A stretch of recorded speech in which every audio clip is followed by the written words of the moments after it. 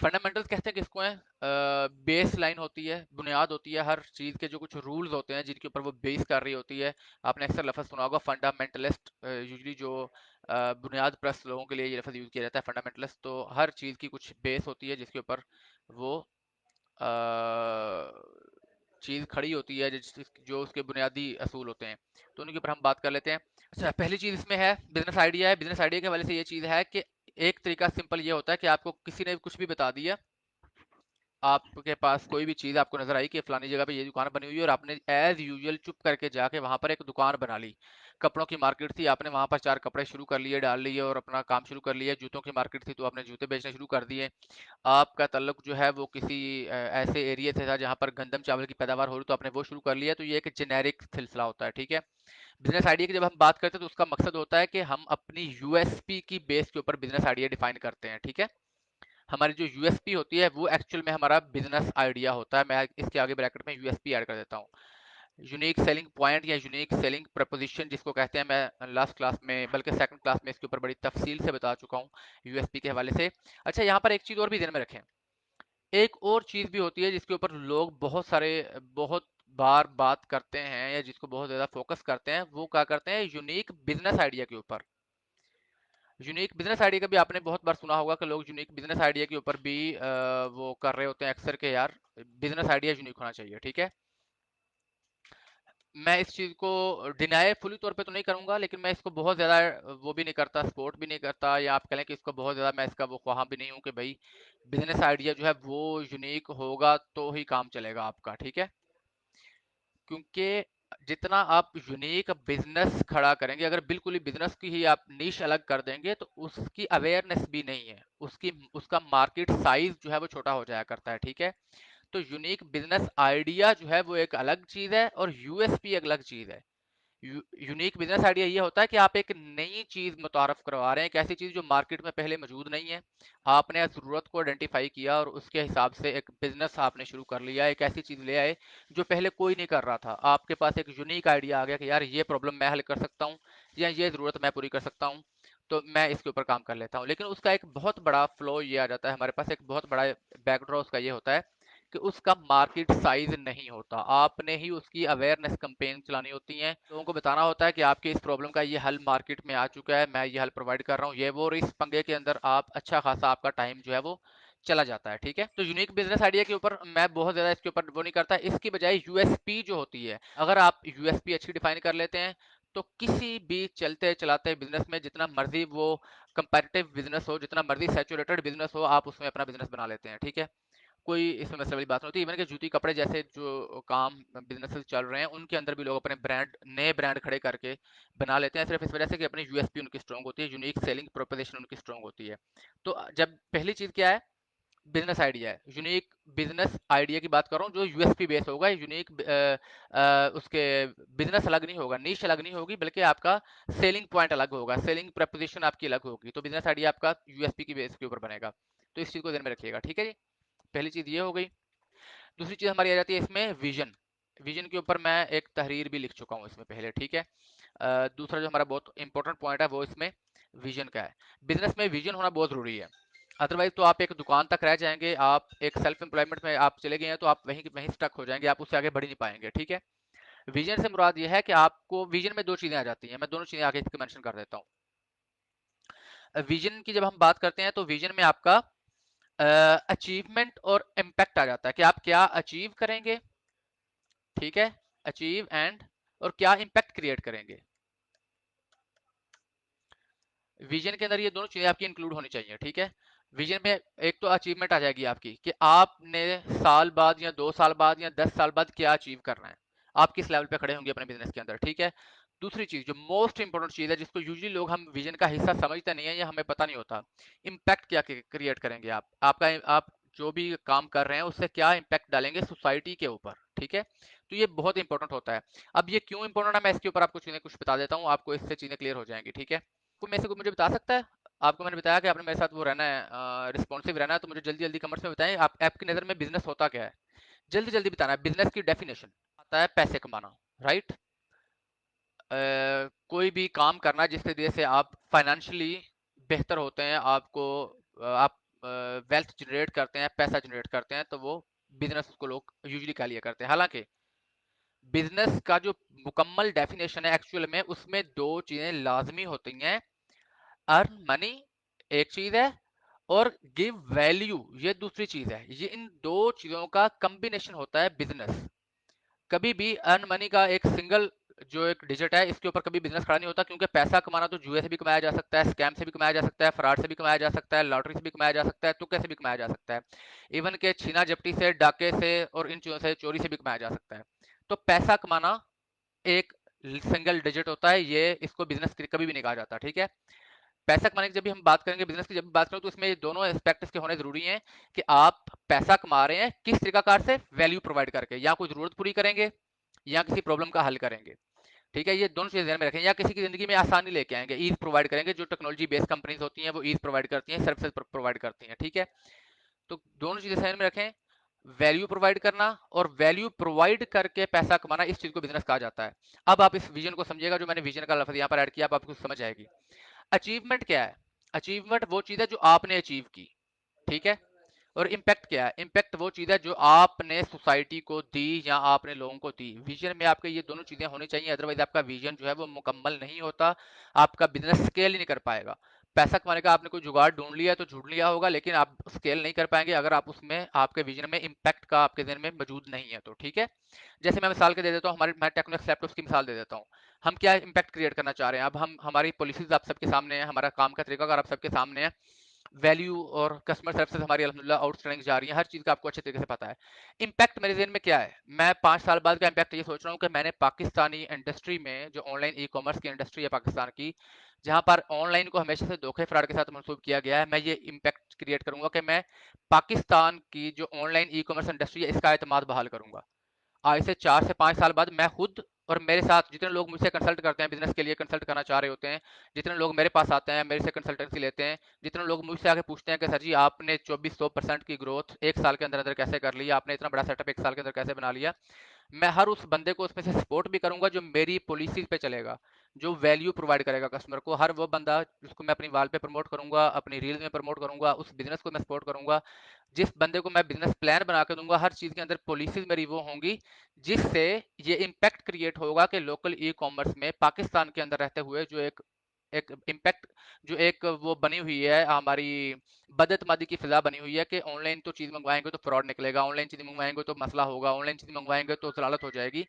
वो इम्पैक्ट मैंने क्रिएट करना है कि आज से 5 साल के बाद, 3 साल के बाद, मैं और मेरी पूरी कम्युनिटी में कम से कम, मैं इंशाल्लाह इंशाल्लाह अगले 4 से 5 साल के अंदर 100 बिजनेसेस ऐसे खड़े करवा दूंगा जो इस जो ये इम्पैक्ट क्रिएट करेंगे कि 100% ऑनलाइन लोग ज्यादा रिलाय करेंगे बजाय ऑफलाइन के, ठीक है। लोग कहेंगे यार छोड़ो मार्केट दलालत करने के, हम ऑनलाइन जाते हैं और ये चीज करते हैं, तो ये हमारा एक इम्पैक्ट होगा, ठीक है। ऑनलाइन इंडस्ट्री का एतमाद बहाल करना, तो ये चीज ध्यान में रखें। आपके विजन में ये दोनों चीजें हमेशा होनी चाहिए। अचीवमेंट, आप कितने पैसे अचीव कर ले, कमा लेंगे, आप कितना बड़ा आपका बिजनेस का साइज हो जाएगा, आपकी कितनी एक्सपेंशन हो जाएगी, आपकी कितनी ग्रोथ हो जाएगी, कितने मुल्कों में चले जाएंगे, कितने शहरों में चले जाएंगे, कितना मार्केट साइज आप कैप्चर कर लेंगे, कितनी ब्रांड आइडेंटिटी आप कैप्चर कर लेंगे, ये सारी अचीवमेंट में आ जाएगी, ठीक है।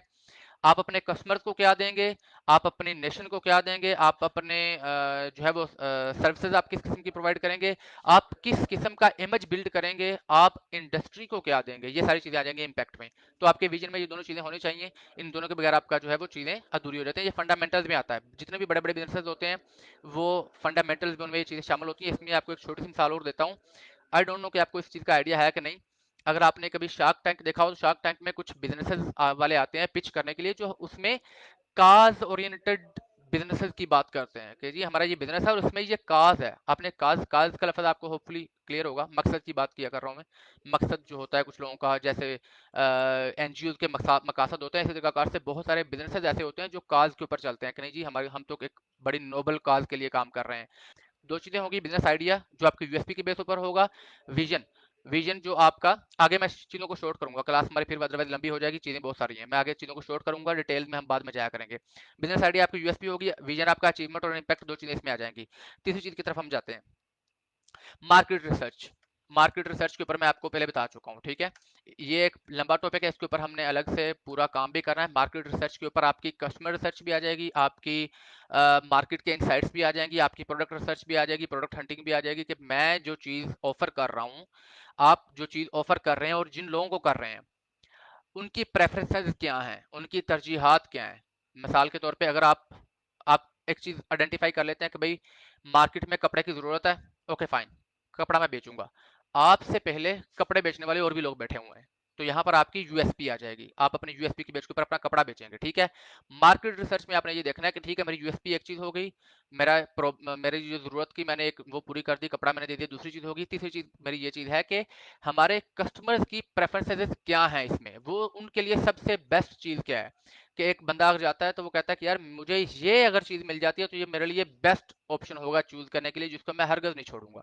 तो मार्केट रिसर्च में आपने ये चीज़ें ढूंढ लेनी होती हैं कि आपके कस्टमर जो है वो उसके लिए बेस्ट डील या उसके लिए बेस्ट ऑप्शन या बेस्ट चॉइस क्या बनती है, ठीक है।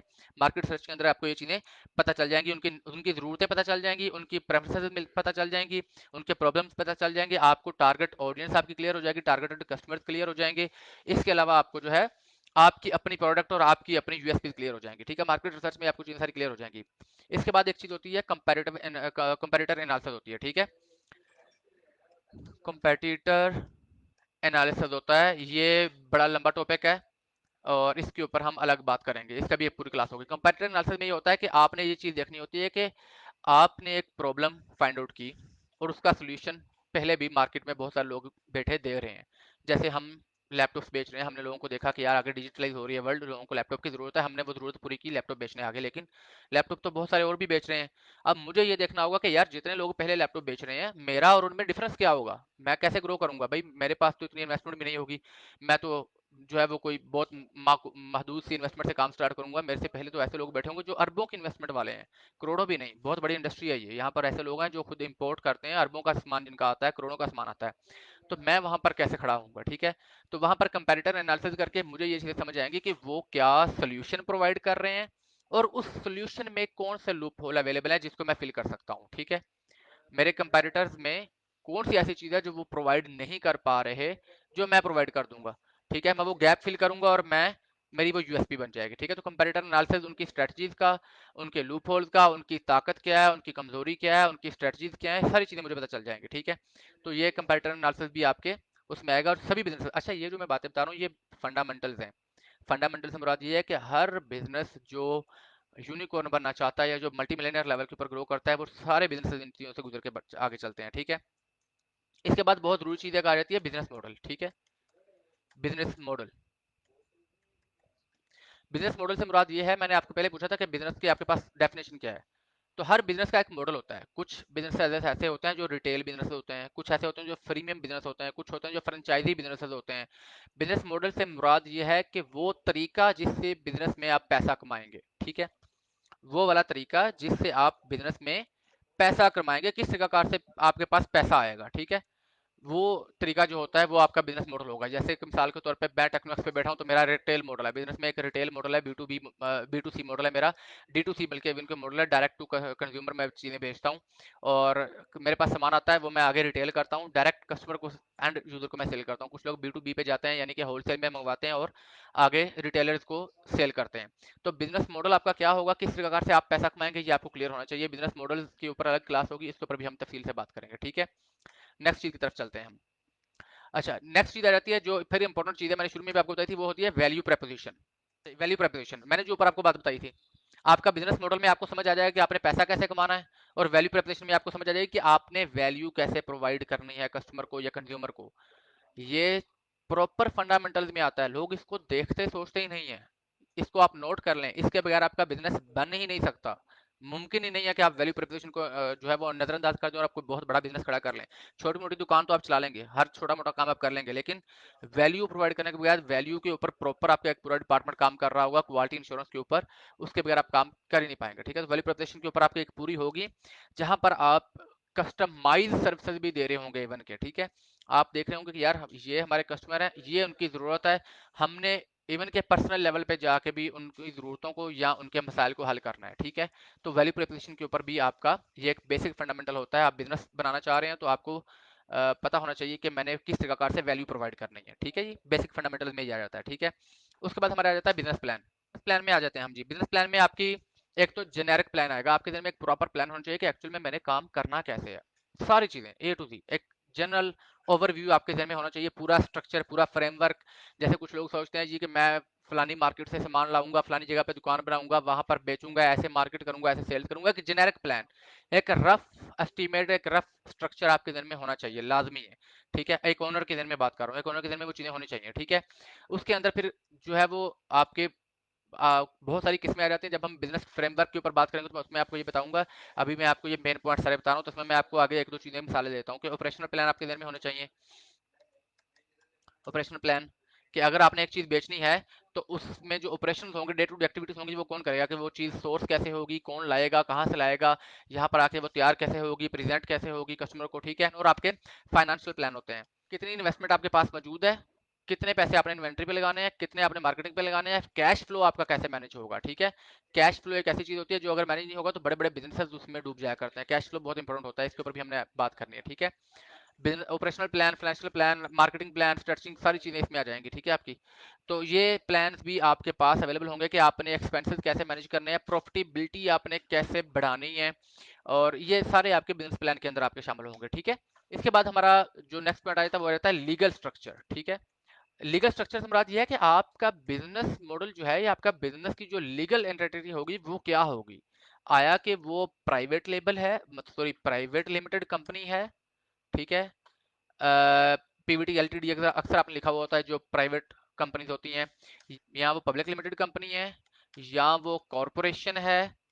ठीक है, कॉरपोरेशन जो है वो मतलब उसका अलग एक एंटिटी होती है, उसका अलग एक कानूनी हैसियत होती है। ठीक है, और या फिर जो है वो कोई एलएलसी है, या वो सोल प्रोप्राइटेड बिजनेस है, जो को यूजली बहुत ज़्यादा चलते हैं, जो सिंगल एक ओनर के ऊपर होते हैं, सोल प्रोप्राइटर जो बिजनेस होते हैं। ठीक है, लीगल स्ट्रक्चर आपको बताना चाहिए कि आपकी कंपनी प्राइवेट लिमिटेड कंपनी है, कोई कॉर्पोरेशन है, कोई एलएलसी है, सोल प्रोप्राइटर बिजनेस है, या क्या चीज़ है, वो पार्टनरशिप के ऊपर है, या क्या है। तो सारी चीज़ें आपको क्लियर होनी चाहिए। ठीक है, ये आपकी उसमें बेसिक उसमें आ जाती है। ठीक है, क्योंकि इन्हीं चीज़ों की बेसिस के ऊपर फिर आगे आपकी वो ऑपरेशन मैनेज होने होते हैं कि आपकी अथॉरिटीज़ कौन कौन सी होंगी बीच में, बोर्ड ऑफ डायरेक्टर बनेंगे तो उसमें कौन से होंगे, स्टेक होल्डर्स कौन कौन से होंगे, आपकी टैक्सेशन कैसे काम करेगी, आपकी कानूनी हैसियत क्या होगी, आपके जो एसेट्स हैं उनकी हैसियत क्या होगी, आप अगर कोई लोन लेते हैं, कोई डेब्ट लेते हैं तो उसकी हैसियत क्या होगी, आपकी इंडिविजुअल की उसमें हैसियत क्या होगी। बहुत सारी चीज़ें,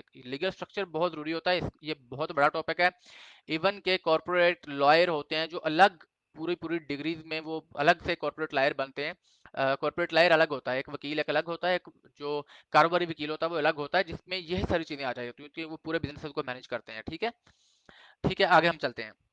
उसके बाद आ जाते हैं हमारे लीगल स्ट्रक्चर के अंदर ही ऑलमोस्ट ये आ जाएगा, मैं लेकिन चलो उसको अलग लिख देता हूँ। ये रेगुलेशन है हमारे। ठीक है, रेगुलेशन से मुराद ये कह लें आप, मैं इसमें मेंशन कर देता हूँ कुछ चीज़ें रेगुलेशन में, कि रेगुलेशन में यह है कि आपकी चीज़ें सारी लीगल तरीके से काम कर रही हो, यानी कि इसमें अगर कोई आपको लाइसेंस रिक्वायर है तो वो लाइसेंस आपके पास होना चाहिए। ठीक है, परमिट्स आ जाएंगे इसमें, जो परमिट्स होते हैं, कई काम ऐसे हैं जिनके परमिट्स की रिक्वायर होते हैं, कुछ के लाइसेंस रिक्वायर होते हैं, कुछ जैसे फूड अथॉरिटी है। हाँ, एक मिसाल आखिर मेरे ध्यान में, फूड अथॉरिटी जो है वो जितने भी, जब भी आप फूड का बिजनेस करेंगे तो फूड अथॉरिटी से आपको उसकी वो एक रेगुलेशन में आ जाएगा, उसकी अथॉरिटी आपको रिक्वायर होगी, उसका लाइसेंस आपको रिक्वायर होगा। इसी प्रकार से अगर आप असलहे का बिजनेस करते हैं तो उसका परमिट आपको रिक्वायर होगा। ठीक है, तो कोई भी बिजनेस आप करेंगे तो उसकी जो रेगुलेशंस होती हैं, जो लाइसेंस और परमिट और सर्टिफिकेशंस होती हैं, जो सर्टिफिकेशंस होती हैं, वो सारी आपके पास होनी चाहिए। ठीक है, क्योंकि ये आपको तहफ़्फ़ुज़ फराहम करती हैं फिर। ठीक है, बड़ा बिजनेस जो भी बनेगा ना, ये हमारे छोटे छोटे बिजनेस, छोटे छोटे दुकानदार और छोटे छोटे लोग होते हैं जो इन चीज़ों से भागते हैं। टैक्स नहीं देना, लाइसेंस ना हो, परमिट ना हो, सर्टिफिकेशन ना हो, बस ठीक है एक ठेला लगा लिया। आपने कभी भी कोई 4 स्टार 5 स्टार होटल ऐसा नहीं देखा होगा जिसके पास फूड अथॉरिटी की, फूड रेगुलेटरी जो है उसकी, तो आपके पास सर्टिफिकेशन ना हो, उनके पास लाइसेंस ना हो, अथॉरिटीज ना हो। कभी कोई 5 स्टार 4 स्टार होटल आपने आज तक देखा ही नहीं होगा, मुमकिन ही नहीं है, क्योंकि वो होता ही नहीं है। 5 स्टार तक वो बनता ही नहीं है अगर वो इन रेगुलेशन से गुजरता नहीं है। हाँ, एक ठेले वाला, एक ढाबे वाला हमेशा जो है वो इन चीज़ों के बगैर बैठा होगा, तो ये बात अपने ध्यान में बैठा लें। मैं यहाँ पर बात कर रहा हूँ बिजनेस के फंडामेंटल्स की। अगर आपने एक बड़ा बिजनेस बनाना है तो उसमें ये सारी चीज़ें आएंगी, आपको आस्ता आस्ता आगे आगे इंशाल्लाह चीज़ों को पता चलेगा कि ये सारी चीज़ें ज़रूरी होती हैं। ठीक है, तो मेजर मेजर पॉइंट्स हैं, इनको आप नोट करते हैं, बाकी हम आगे करेंगे। ठीक है, आगे हमारा क्या आ जाता है, प्रोडक्ट डेवलपमेंट आ जाती है। ठीक है, इसमें हमारी चीज़ें आ जाती हैं कि हमने जो प्रोडक्ट बनानी है, इसमें भी 2 चीज़ें होती हैं। अब इसमें मैं 2 आपको चीज़ें बताऊँगा अलग-अलग, ठीक है? हमारे यहाँ यूजुअली ये होता है कि हम एक अपने आप को बड़ी फाइनल अथॉरिटी समझते हैं कि जो प्लान ज़हन में आ गया, जो आइडिया ज़हन में आ गया, बस हमने उसी को चला दिया और कहा कि बस ठीक है, यही सब कुछ है, अब ये चलेगा अंधाधुंध हमारा। डेवलपमेंट में जो है वो हमेशा 2 चीज़ें होती हैं, कभी भी ऐसा नहीं होता कि आपने एक चीज़ चूज़ की, प्लान बनाया और उसको फाइनली लॉन्च कर दिया, नहीं। इसमें एक चीज़ होती है, इसको कहते हैं मिनिमम वायबल प्रोडक्ट, ठीक है? या आप इसको प्रोटोटाइप कह लें, ठीक है? या आप इसको, मैं सिंपल करता हूँ, इसको सैंपल प्रोडक्ट कह लें या टेस्टिंग प्रोडक्ट कह लें, ठीक है? अगर आप प्रोडक्शन कर रहे हैं तो भी, अगर आप इन्वेंट्री होल्ड कर रहे हैं तो भी, सैंपल टेस्टिंग या इसको जो है वो भी कहा करते हैं, एमवीपी भी कहा जाता है, मिनिमम वायबल प्रोडक्ट आप कह लें, कुछ भी आप इसको कह लें, या प्रोटोटाइप भी लोग कहते हैं इसको। किसी भी चीज़ को अगर आप बना रहे हैं तो उसको पहले एक सैंपल के तौर पे आपने लॉन्च करना। प्रोडक्ट डेवलपमेंट में सबसे पहले आपने एक प्रोडक्ट बना के, जो आपने अपने माइंड से सोची, फिर उसकी एक टेस्टिंग होती है कि वो आपने प्रोडक्ट मार्केट में उतारनी होती है, एक टेस्टिंग के लेवल के ऊपर, जहां पर जो उसका कंज्यूमर है या उसका जो यूजर है वो उस चीज को यूज करेगा। उसके बाद वो फीडबैक देगा, जो उस फीडबैक की मदद से आपको अगर उसमें कुछ चेंजेस करनी पड़ती हैं, कुछ इंप्रूवमेंट्स करनी पड़ती हैं, कुछ बेहतरी करनी पड़ती है, उसको जो फाइनल टचअप्स देने होते हैं वो दे के उसके बाद आपने फिर प्रोडक्ट लॉन्च करनी होती है, ठीक है? हमेशा इनको 2 हिस्सों में डिफाइन किया जाता है, ठीक है? अगर आपने कोई कामयाब बिजनेस खड़ा करना है तो उसमें आप फाइनल प्रोडक्ट अपने अपनी माइंड से या अपनी उस चीज के साथ सिर्फ तैयार करके नहीं खड़ी कर देंगे, ठीक है? उसमें आपको जो है वो प्रॉपर एक रिक्वायर होगा, एक सर्वे रिक्वायर होगा, एक टेस्टिंग रिक्वायर होगी, आपका एक प्रोटोटाइप होगा जिसका आपके पास एक फीडबैक आएगा कि ये मेरी प्रोडक्ट है, ये मैंने इसका प्रॉब्लम हल किया, क्या वो प्रॉब्लम मेरी इस प्रोडक्ट से हल हो रहा है, क्या मेरा कस्टमर इससे सेटिस्फाई हो रहा है, क्या जो चीज़ मैंने सोची वो एक्चुअल में एप्लीकेबल है, वो हो रही है, अगर हो रही है तो वो फाइनल प्रोडक्ट आपकी बन जाती है। फिर आप आगे प्रोडक्ट का रोड मैप बन जाता है कि इसकी कंस्ट्रक्शन कैसे होगी, इसमें इंग्रेडिएंट्स कौन से होंगे, फिर उसकी एसओपीज बनती है। मैंने बताया था ना आपको सिस्टम ड्रिवन बिजनेस में कि फिर उसकी एसओपीज बनती है कि हाँ ये प्रोडक्ट हमारे कस्टमर्स के लिए बेस्ट है, तो अब इसकी ये एसओपीज है, ये ऐसे तैयार होगी, इन प्रोसेस से गुजरेगी, इस प्रकार से ये क्वालिटी इंश्योरेंस होगी, ठीक है? तो प्रोडक्ट जो है वो हमेशा 2 हिस्सों में आपने डिफाइन रखनी होती है। अगर आप इन्वेंट्री होल्ड कर रहे हैं तो बिल्कुल मिनिमल वो इन्वेंट्री होल्ड करेंगे और उसको पहले टेस्टिंग के तौर पे आप मार्केट में लॉन्च करेंगे। उसके बाद आपने उसकी फाइनल लॉन्चिंग करनी होती है। फाइनल लॉन्चिंग बहुत बाद आया करती है प्रोडक्ट की, हमारे यूजुअली जो है वो लोग स्टार्ट ही इससे किया करते हैं। मैंने पहले भी एक क्लास दी हुई है इन स्टेप्स के ऊपर, उसमें भी मैंने फाइनल लॉन्चिंग बहुत लेट रखी थी। ये आपको इंशाल्लाह आस्ता आस्ता इस कोर्स के अंत तक होने तक आपको ये बातें सारी समझ आ जाएंगी। आगे हम अब हमारा पॉइंट आएगा वो जो काफी इंपॉर्टेंट है। इसमें हम दोनों में अलग अलग लिखूंगा, कुछ यूजुअली लोग इनको इकट्ठा कर दिया करते हैं, ठीक है? ये दो बिल्कुल अलग अलग चीजें हैं, ठीक है? मार्केटिंग, ठीक है? मार्केटिंग अलग है, और दूसरा पॉइंट मैं साथ लेता हूं ताकि आपको पता चल जाए कि जो दो अलग अलग चीजें हैं, ठीक है? सेल्स अलग चीज है, मार्केटिंग और सेल्स ये बिल्कुल दो अलग अलग चीजें होती हैं, ठीक है? इवन के ब्रांडिंग भी इनमें से अलग आ जाती है। लोग मार्केटिंग के अंदर ब्रांडिंग को इंक्लूड कर देते हैं, ब्रांडिंग भी अलग चीज है, ठीक है? मार्केटिंग, सेल्स ये दोनों अलग चीजें हैं, ब्रांडिंग भी अलग चीज है, ब्रांडिंग के ऊपर हम अलग से बात करेंगे। इस मार्केटिंग से मुराद ये होता है कि आप जो अपनी चीज का लोगों को बता रहे हैं, जो आप बता रहे हैं लोगों को, आप लोगों को तक एक चीज पहुंचा रहे हैं ताकि आपके पास क्या आए, लीड्स। लीड्स लाने के लिए आप तक जो है वो आप जो चीज करते हैं उसको मार्केटिंग कहते हैं, कि लोग आपके पास आके आपकी प्रोडक्ट में इंटरेस्ट शो करें, ठीक है? लोगों को अपनी प्रोडक्ट की तरफ माइल करना, उसका पता देना, लोगों को बताना कि हम ये बेच रहे हैं, हम ये कर रहे हैं, और उनको उसकी तरफ माइल करना, इसको कहते हैं हम मार्केटिंग, ठीक है?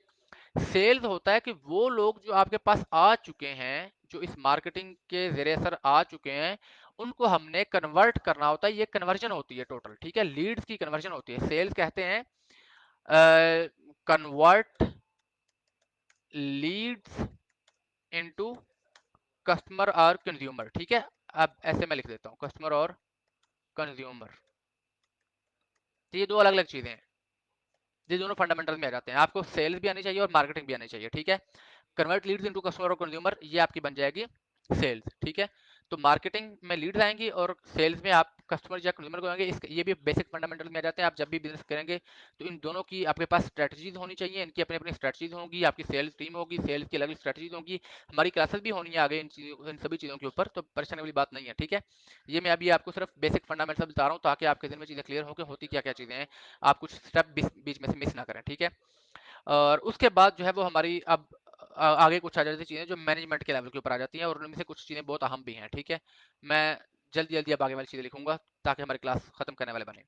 जब हम सिस्टम ड्रिवन बिजनेस में जाते हैं तो वहाँ पर ये चीज़ें आती हैं। मैनेजमेंट मैंने इसमें लिख दिया है, इसमें सिस्टम लिख देता तो शायद ज़्यादा बेहतर आपको समझ आ जाती है, लेकिन चलिए बहरहाल मैं इसके अंदर सिस्टम लिख देता हूँ, ठीक है। मैनेजमेंट में ये है कि आपने सिस्टम बिल्ड करने हैं अंदर, ठीक है। सिस्टम बिल्ड होंगे आपके, आपकी एसओपीज बनेंगी, ठीक है। और आपके जो है वो ऑपरेशंस जो है कि ऑपरेशंस के प्रोटोकॉल बन जाएंगे, उन्हीं को एसओपीज कहते हैं, ठीक है। ऑपरेशंस आपके डिफाइंड होंगे।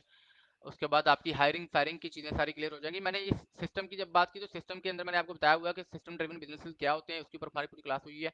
आपको ये मैनेजमेंट में ये सारी चीज़ें समझ आएगी। एक्चुअल में जो मैनेजमेंट होती है उसका काम होता है सिस्टम बिल्ड करना, ठीक है। उसका काम डे टू डे एक्टिविटी में आना नहीं होता है। मैनेजमेंट किसी भी कंपनी की जो होती है उसका काम होता है सिस्टम बिल्ड करना और पॉलिसीज बनाना, अथॉरिटीज जनरेट करना और अपनी उन अथॉरिटीज को जो है वो रिस्पॉन्सिबिलिटीज डेलीगेट करना, ठीक है। तो वो जो होता है मैनेजमेंट का काम होता है। मैनेजमेंट इन चीज़ों को आपने डिफाइन करना होता है मैनेजमेंट में, ठीक है। ये चीज़ें आपकी मैनेजमेंट में आ जाती हैं। ये बहुत ज़रूरी चीज़ है, बहुत ज़रूरी चीज़ है जो पाकिस्तान में जिसकी बहुत ज़्यादा कमी है। इसके बगैर चीज़ें चलती नहीं, बिजनेस नहीं बना करते। कस्टमर सपोर्ट या सर्विस आप क्या लें, ठीक है। टेक्नोलॉजी आप ये समझ लें कि आप देख रहे हैं कि हमने टेक्नोलॉजी को अल्हम्दुलिल्लाह कितना बड़ा कर लिया है सिर्फ इसी एक चीज़ की बेस के ऊपर।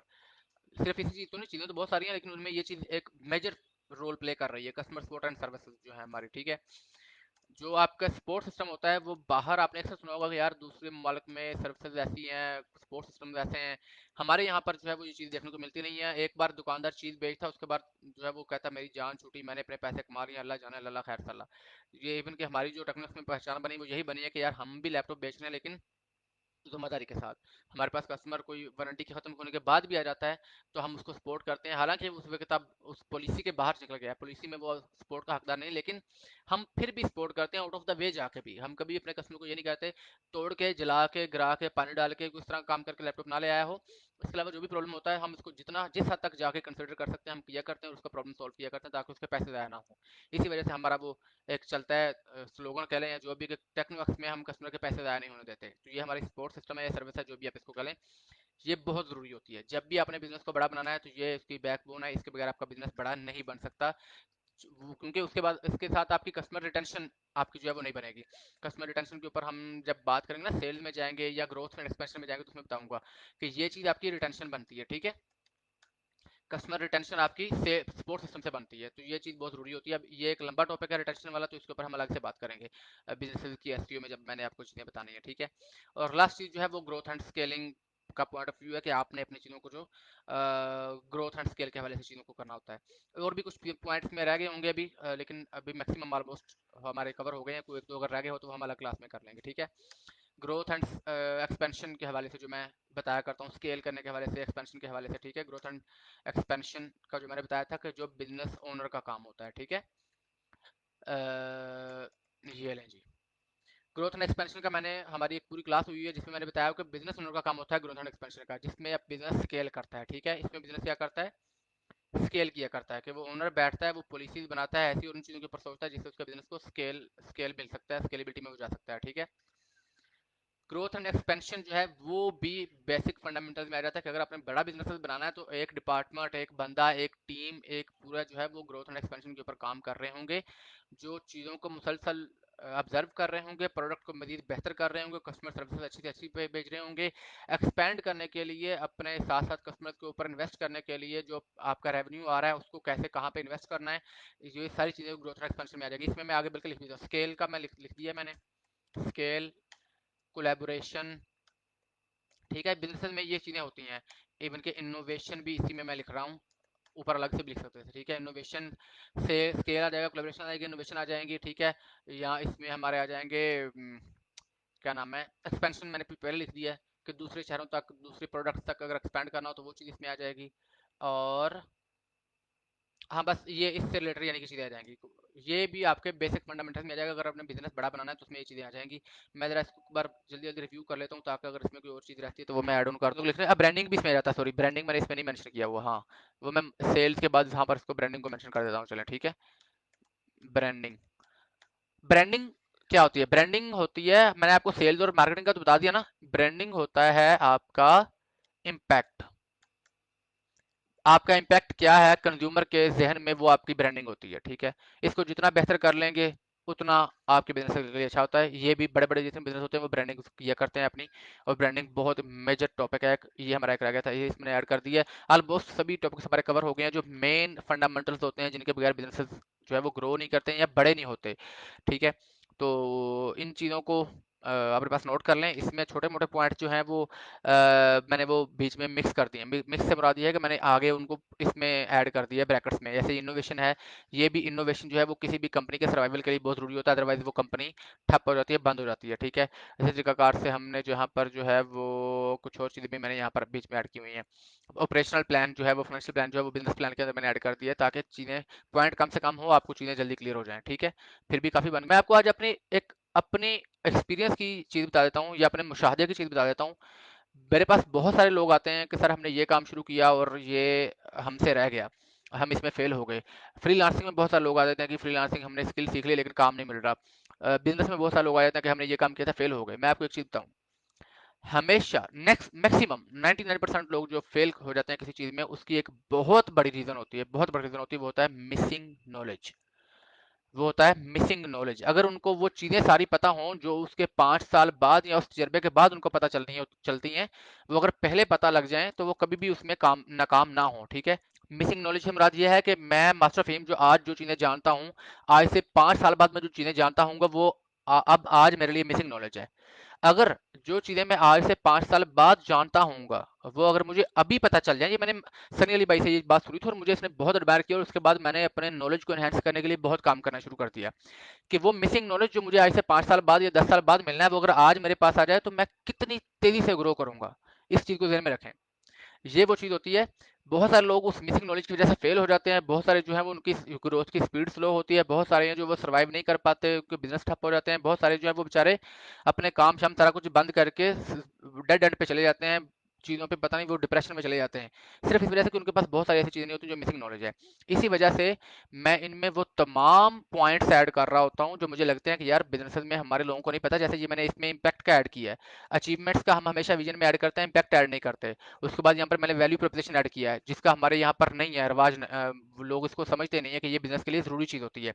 लीगल स्ट्रक्चर का लोगों को नहीं पता होता। बड़े-बड़े बिजनेस मैंने ऐसे देखे हैं जो एवें ही तैयार हो गए, एंड पे जाके देखा तो वही उनका ट्रेडमार्क चोरी हो चुका था, उनका जो है वो नाम चोरी हो चुका था, उनकी डोमेन्स चोरी हो चुकी थी, उनके बिजनेसेस के ऊपर कुछ और हकदार आ गए थे हक जमाने के लिए। रेगुलेशंस की वजह से मैंने बड़े-बड़े चलते हुए बिजनेसेस को तबाह होते देखा कि भाई अच्छे बड़े बिजनेस चल रहे थे, जैसे ही वो थोड़ा-सा उनको मिला है, वो नज़र आया, इंतज़ामिया की नज़र में आया, तो उनके लाइसेंस या परमिट या सर्टिफिकेशन की वजह से वो बेचारे पकड़े गए हैं और फिर उनका वो काम खराब हो गया। ठीक है, प्रोडक्ट डेवलपमेंट में मैंने देखा है कि लोग अंधाधुंध पैसा लगा के एक प्रोडक्ट तैयार कर लेते हैं, लेकिन मार्केट में वो फेल हो जाती है। क्यों फेल हो जाती है?